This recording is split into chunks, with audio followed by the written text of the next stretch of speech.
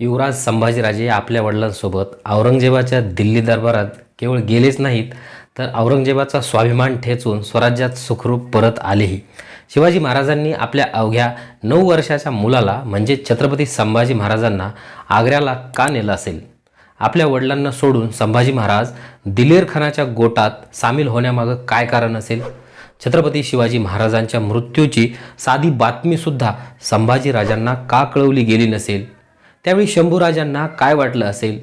पन्हाळा किल्ल्यावर मुक्कामी असताना अन्नामधून विष घालून संभाजीराजांचा खून करण्याचं कारस्थान कुणी आणि का रचलं होतं?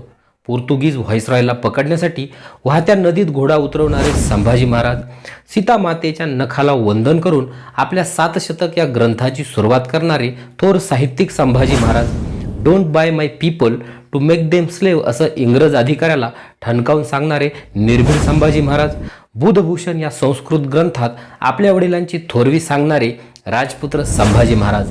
संभाजी महाराजांच्या व्यक्तिमत्वाचे हे दुर्लक्षित पैलू समजायला आपल्याला इतकी वर्ष का लागली असतील?